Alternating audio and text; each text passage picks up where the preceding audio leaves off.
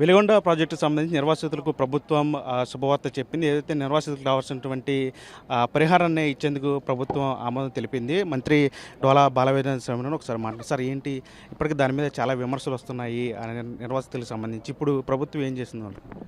వెలిగొండ ప్రాజెక్ట్ని మొదలుపెట్టాము, పూర్తి చేసామండి.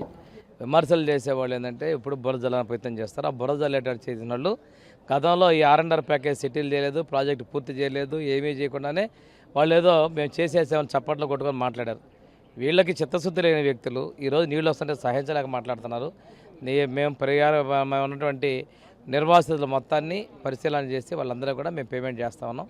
మన ముఖ్యమంత్రి గారు సైట్లోనే మొన్న 318 కోట్లు ఇవ్వడం జరిగింది. ఫేజ్ 2లో ఇవాళ 200 కోట్లు ఇవ్వడం జరిగింది. మిగిలిన కూడా ఈ నెలాఖరు లోపల ఇవ్వబోతున్నాం.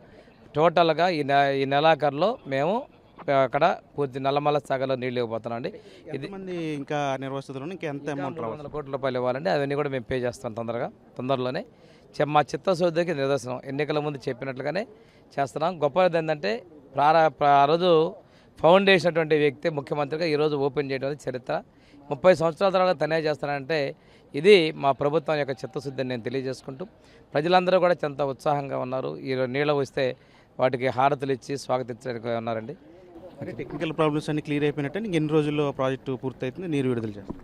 R&R ప్యాకేజ్ తొందరలోనే కొద్ది రోజుల్లోనే ఈ వర్క్లో క్లియర్ చేస్తున్నాం. ఈ నెలాఖరు నీళ్ళు ఇవ్వబోతున్నామండి. సో ఇది వెలిగొండ ప్రాజెక్టుకి సంబంధించి నిర్వాసితులకు సంబంధించినటువంటి నష్టపరిహారాన్ని ఖచ్చితంగా ఇస్తాం. ఇంకా మిగిలినటువంటి ఇవ్వాల్సినటువంటి నిధులను కూడా విడుదల చేసి అక్కడ ఉన్నటువంటి నిర్వాసితులకు కూడా పూర్తిగా న్యాయం చేస్తాం. ఖచ్చితంగా మరి కొద్ది రోజుల్లో ప్రాజెక్టుని పూర్తి చేసి నీరు విడుదల చేస్తామని చెప్పి మంత్రి కూడా చెప్తున్న పరిస్థితి కనిపిస్తుంది. దానితో మన టీవీ అమరావతి నుంచి.